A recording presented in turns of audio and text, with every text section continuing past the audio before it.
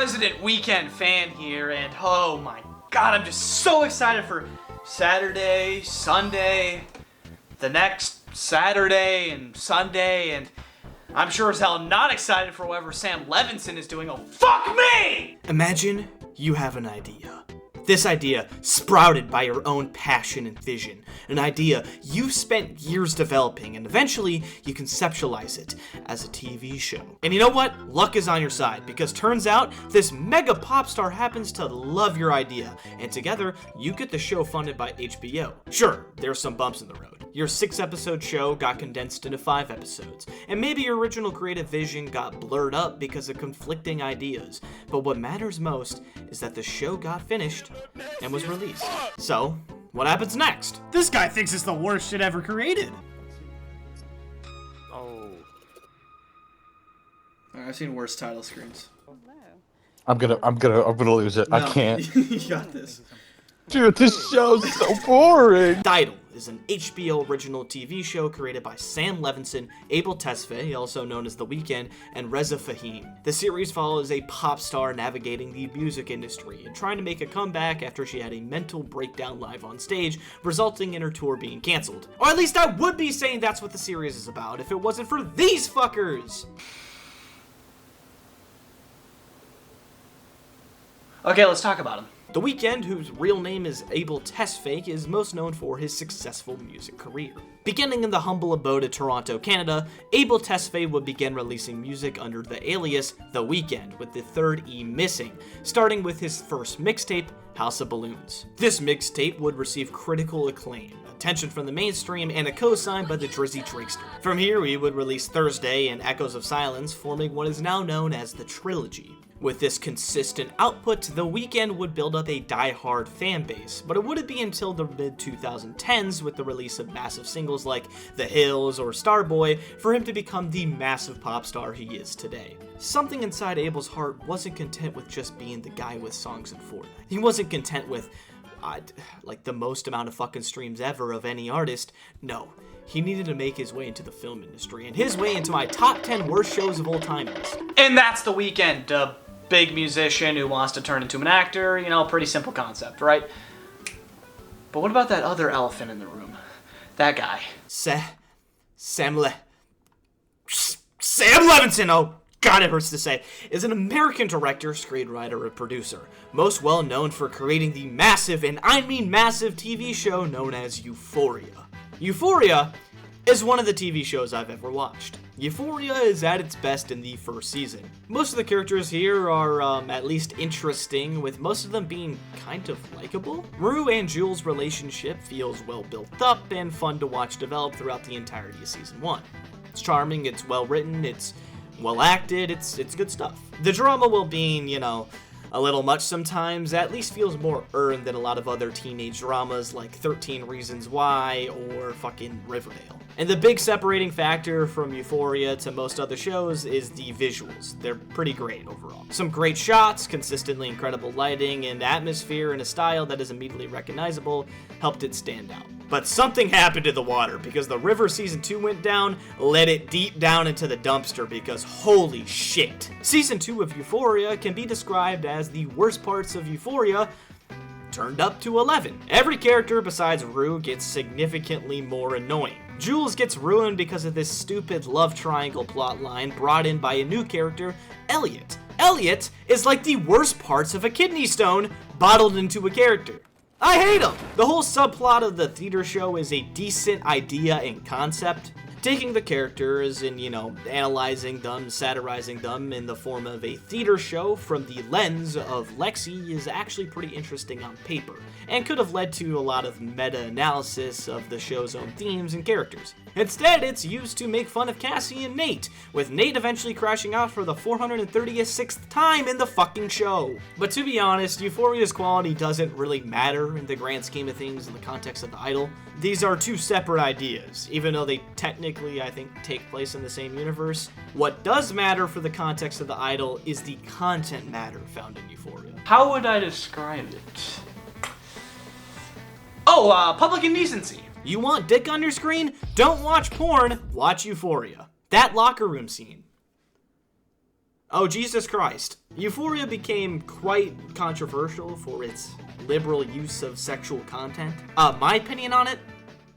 I don't really care about it. Personally, I don't get bothered by most graphical content, but I will say it is quite weird that this grown-ass man has chosen teenagers to be depicted in extremely sexual ways. Other than that, I don't know, and I don't really care, to be honest. But it does explain a lot about the content of The Idol, or at least why when Sam Levinson joined the show, it ended up turning into 50 Shades of The Weeknd being freaky.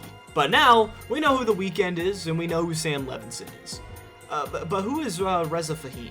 Well, he is a CEO behind EXO Enterprise, which is The Weeknd's entertainment company. Essentially, he is a part of The Weeknd's team and probably helped come up with the idea of The Idol alongside him, while Sam Levinson acted as the writer and showrunner of the whole thing. And those are the faces behind The Idol, and ooh boy, only a mother could love them.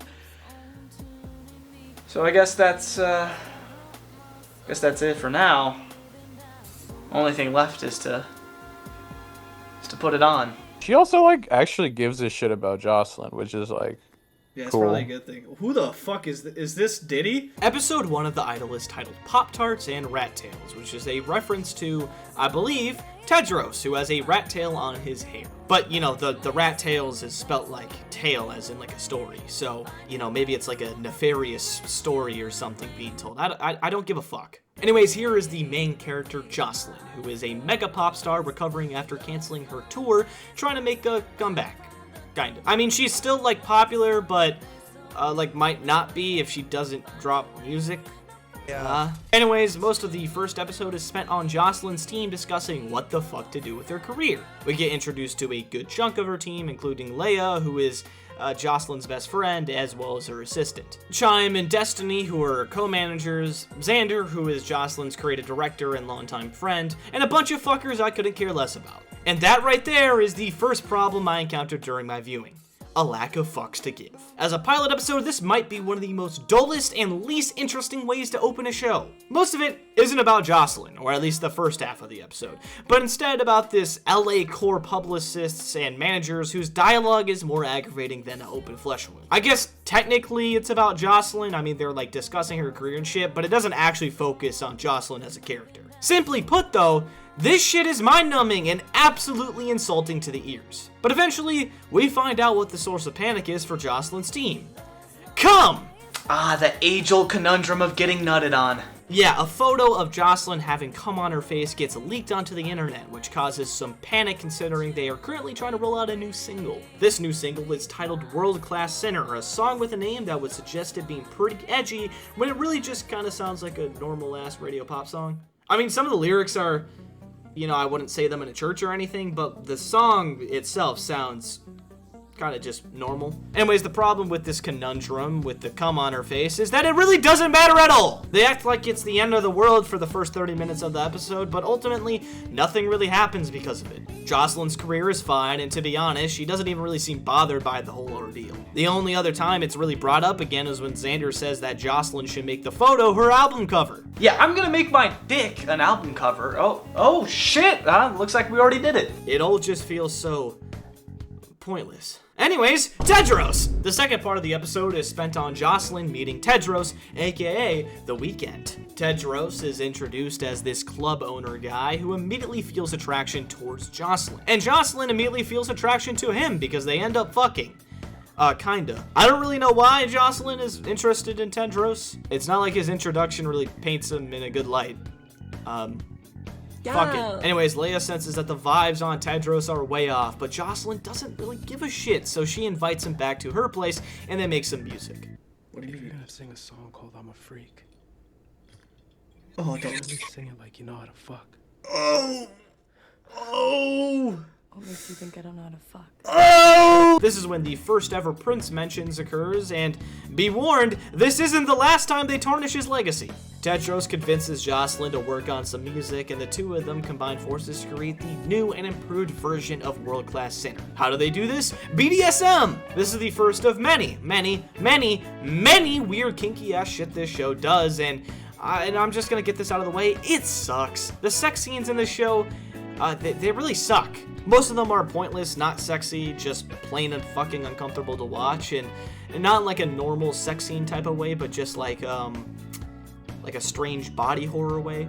Also, the dialogue in these scenes, ass. Pure unfiltered ass. It's like they got porn dialogue bot to generate it.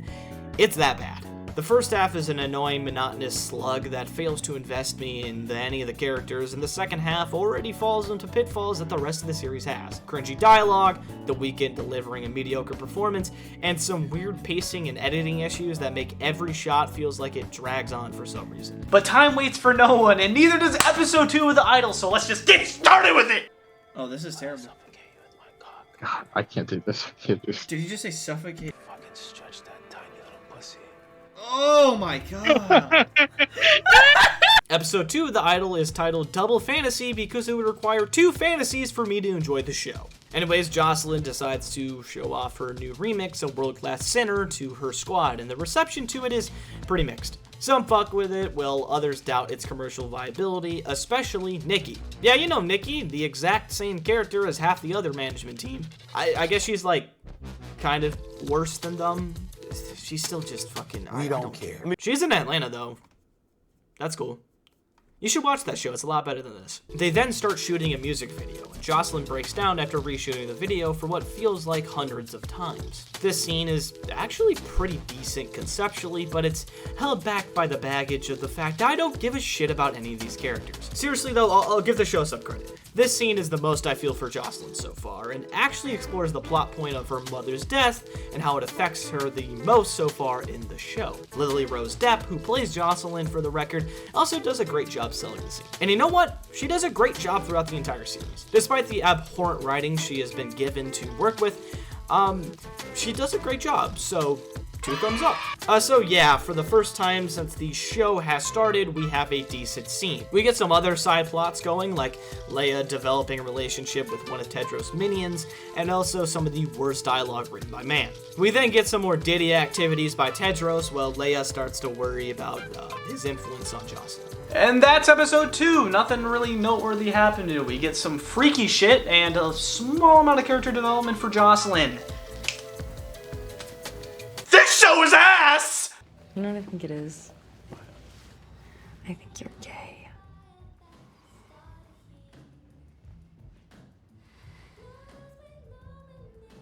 I ain't gay. Episode 3, titled Daybreak, is ass. Who would have guessed it? Jocelyn and Tedros shop while we get some porn tier acting. No worse than poor tier acting. This is while Leia calls up Jocelyn's management to tell them to check on Tedros and make sure that he isn't a fucking problem. So they get back from shopping and boom, Tedros is on the ropes. I just want to mention that this scene where Leia is like calling the management is edited so bad. Leia like mentions how I think it was like Jocelyn's chef or whatever got fired, and it kind of cuts between this and the conversation, and the editing is awful. I don't know how to describe it. Watch it for yourself, you'll know what I mean. Jocelyn's managers try to get as much background on him as possible, but Tedros seems to avoid their questions, barely answering them at all. Instead, he says how famous producer Mike Dean will be coming over and that he and Jocelyn will make some hits. So the managers decide to be satisfied while also expressing their worries. Meanwhile, Tedros and Jocelyn fuck again, but then we get one of the only scenes that actually matter towards the fucking plot. Dinner! Here during dinner, Jocelyn, by the request of Tedros, reveals more about her past, mainly about her relationship with her mother. She describes her mother as abusive and would repeatedly beat her with a hairbrush whenever she felt like she was unfocused from her career or simply when she was annoyed with her. Jocelyn's old friends, mainly Xander and Leia, knew about this to a degree but decide to do nothing about it, probably because of fear. Tedros gets pretty pissed off by this, but not pissed enough to do some kinky shit with a brush to make her better. Woo! Yeah, Tedros tells her to use this trauma and put it into her art via some freak shit with the brush. Fuck me. This just makes me really uncomfortable and frankly feels disrespectful to the topic of parental abuse and trauma and how it can cause, a lot of fucked up shit. But it's Sam Levinson. I didn't expect anything better. Now, before we talk about episode 4, I'm going to talk about the characters outside of Tedros and Jocelyn to really give you context behind why I don't really give a fuck about any of them. To begin, let's talk deeper about Jocelyn's management, is what I would say if I had anything to say about them. They say a bunch of disgusting shit, they piss me off, and overall, they're just not very fun to watch. All you have to know is that this guy is like the main guy, and he worries a lot about whether Jocelyn will make him money because she seems not to be locked in, I guess. He's kind of just like the stereotypical big executive guy. But Chime and Destiny are probably the most interesting of the management team. Chime is a decently likable character, and he genuinely seems to care about Jocelyn, but his character is pretty one-note. Like, he's not actively annoying like most of the characters in the show, but he rarely shows more depth than, I'm Jocelyn's manager and I don't care about anything but her success. Destiny, however, is probably my favorite of the management team. Not only does she not annoy me, mostly because she isn't fucking stupid like 85% of the characters in the show, but she actually has some interesting depth to her. Like, she seems to truly care for Jocelyn and her well-being, as well as Chloe, but she seems willing to do things that are potentially dangerous for Jocelyn if she feels like it may benefit her and her career. She's kind of like a nice version of Tedros, almost. This is like further shown when she actually like lets Tedros talk to Jocelyn in the concert. I don't feel like most of the other management people would have done this. Speaking of Tedros, let's talk about his goons. Oh god. First, let's talk about... They're all ass. Every single one. Besides maybe Chloe, but she barely gets any screen time besides pointless nudity. Seriously, the first thing she does is get naked to swim. Interesting. She does have a conversation with Destiny, which is generally a good scene, but outside of that, nothing really, to be honest. Isaac is fine, but doesn't get much to do besides start a relationship with Leia. Diane is mad boring, basically just tries to start a career, and it's like a side plot. She ends up stealing Jocelyn's debut single, but like nothing ever happens from it because the show doesn't know how to have good writing. And everyone else in the cult isn't even worth spending any time on. There's also Mike Dean, who rips a bong in his opening scene and instantly made me release semen all over the screen. In a show with over 100 sex scenes, this is the sexiest scene in the whole show. Yeah, that's the major cast of characters besides Jocelyn and Tedros. They're all ass. Most of them are incredibly annoying, and if they aren't, then they're getting sidelined because unless you're getting aggressively fucked in the show, then the show doesn't give a fuck about you. But the thing that annoys me most about these characters is that they ultimately don't really matter. Most of Tedros' gang is simply here to add musical segments to the show, or at least that's how it feels. They barely get any character development, or god forbid a character arc, because the show focuses so much on getting piped. As far as other characters, we have Xander and Leia. Both have been friends with Jocelyn for a while, with Leia being her assistant and Xander being her creative director. Xander at one point was a singer, but due to some unfortunate events, he stopped singing. Xander seems to have some beef with Jocelyn to a degree, but he's still around, most likely due to some financial reason or because he genuinely enjoys Jocelyn, maybe. I don't know. Overall, he is kind of interesting, but he has a lot of problems that I'll get to when I go over the final episodes. Leia, on the other hand, it's pretty freaking boring. She doesn't get much to do outside of just looking worried and getting yelled at because she isn't down for the freak shit. Leia. Are you fucking retarded? Whoa! To a degree, she feels like an audience insert. But because the audience is suffering, the insert just doesn't really work for me. And that's a rundown on the side characters, and yeah, they're pretty boring. Some of them have potential, maybe they're a little interesting, or they might be kind of likable, but they lack the proper screen time or, character development for them to really fucking matter to me. So yeah, let's just talk about the last 2 episodes of The Idol. So what's going on with this Tedros guy? Oh no. He's crying. And then he looks Oh, at the... no, you can't do this. That's And then bro looks at the prince, disrespectful. bro. He's Bro, his crying. estate gotta sue this shit. Episode 4, aka Stars Belong to the World, sees Destiny investigate Tedros, discovering his real name is Mauricio Costello Jackson, and also his criminal background. So this convinces her to go check up on Jocelyn to make sure everything is alright. Here she meets Chloe, and as I mentioned earlier, the scene is actually pretty good. We see some genuine kindness coming out of these characters, and learning about Chloe's background of her being a heroin addict adds some humanity into Tedros' character. Up to this point, all we've seen him do is do kinky shit and yelling at everyone who disagrees with him. But with this, it at least makes Tedros seem a little human. His motives may have been selfish, but he was able to recognize Chloe's talent and provide her an opportunity to be a music star alongside Shelter. It's a little sign of humanity and adds another level to his character. That level being really small, but it is a level. And you know what? While we're being positive here, well, this show has a lot of pointless sex and nudity. It at least doesn't have to do with minors, unlike other Sam Levinson shows. So, you know what? Good on you, Sam Levinson. How old are you, Chloe? So, or 18. He always finds a reason to just fuck it up! Anyways, Destiny listens to the music they've been cooking up with Mike Dean, and while yes, it's incredibly freaky how they cook it up, Destiny at least enjoys the music, so she lets it slide for now. Meanwhile, Xander reveals to Tedros that the real reason he can't make music anymore is because Jocelyn's mother outed him and made him sign a contract preventing him from pursuing music. What, do you think I was gonna butt fuck you? What the what? Like, what is? Now, Tedros, in response to this, does the only thing the writers know what to do with him.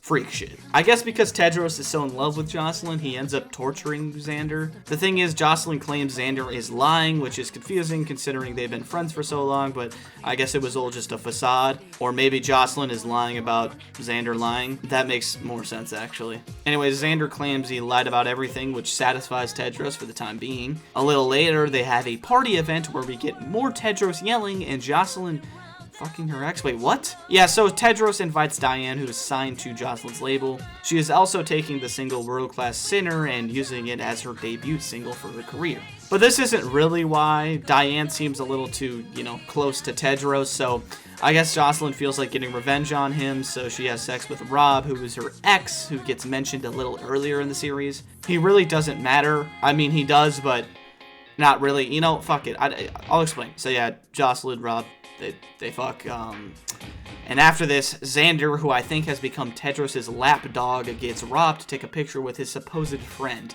But really, it's meant to be evidence towards a rape allegation that Tedros is going to release to get back at Jocelyn.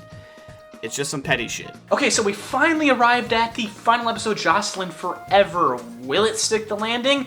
Probably not. The ride has been filled with turbulence and BDSM. Super LA shit. Fuck you, Mike. Fucking vampire. So the first 30 minutes of this episode has Jocelyn beefing with Tedros, trying to get him out of the house. It's also revealed that Jocelyn has kind of been behind the scenes this entire time with like everything. It's dog shit. I don't know. The managers check if Jocelyn can do the tour and then are impressed with Tedros' cult gang, I guess. Nikki is especially impressed, and despite the fact that Tedros laid out about 45 different insults to her earlier, she wants to work with him in a scene that is incredibly off-putting. I'm not gonna lie, this whole show is kind of incredibly off-putting, not gonna lie. And yeah, that is the first 30 minutes of this episode. I mean, you also have the Rob subplot, which you would think would make Xander suffer some sort of consequence, but no. Despite the fact that Jocelyn is fully aware that Xander was involved in the fake allegations against Rob, I guess she decides not to cause a storm or anything, so she decides that Xander will also open for her on tour. So after all of this, Tedros gets officially kicked out by Chime, who offers him $500K to get out of Jocelyn's life, but he declines it. This leads to Chime seeking out a journalist earlier to make a hit piece on him instead. Flash forward 6 weeks, and Jocelyn's tour is about to begin. Her singles were all a massive success, and the managers celebrate while also insulting Tedros for all of his freak shit. But then, Tedros returns. He gets an artist pass supposedly given to him by Jocelyn as he proceeds to Aura Farm before finally arriving at Jocelyn's room. Did you say this was the brush your mom beat you with? I did.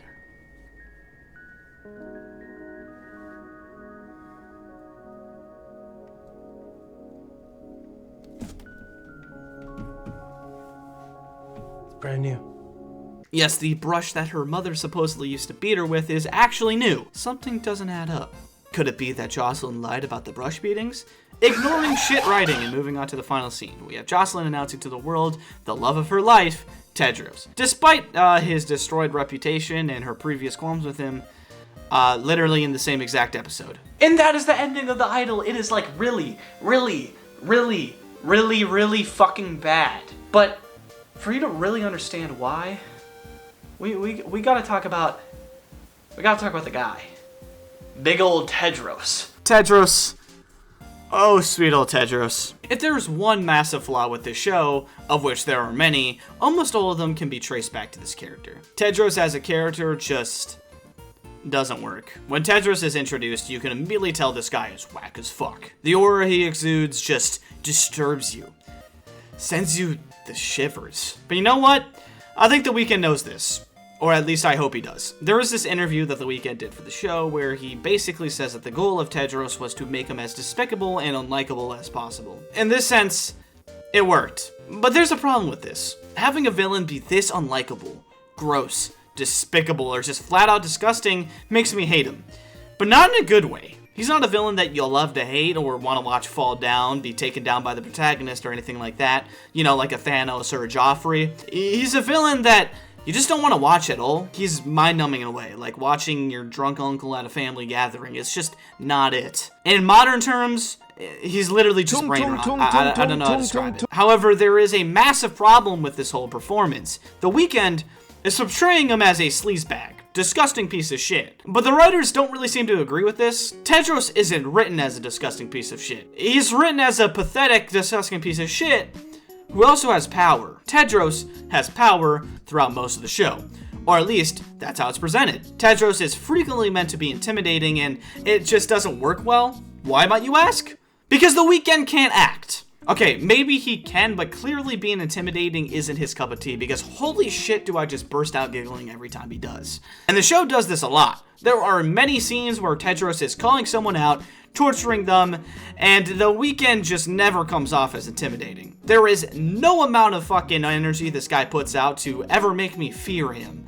He just is pathetic. This makes Tedros feel less like a threat and kind of more like an angry teddy bear, but not like this angry teddy bear, but like a shitty angry teddy bear. So we had The Weeknd playing Tedros as this pathetic, disgusting club owner, and the writers writing him to be this intimidating mob boss, but the writers also try to push him as having some sort of charisma, you know, to show why he could recruit so many people to his cult, or why he and Jocelyn even start dating in the first place. But the problem is, I can't believe that anybody would like this dude in the first place, because number one, he's a pathetic piece of shit, and number two, because he lacks any sort of charisma. The Weeknd's performance is so vapid, it's so nothing, it makes me sick to my stomach. The character of Tedros is enigma to me. On one hand, he's a charismatic, intimidating crime lord and a club owner who has an eye for talent, while on the other hand, he's a horny, pathetic criminal who can't get anybody to like him for the life of him. It creates this black hole of a character that sucks any enjoyment you may get out of a show like this and replaces it with terrible line delivery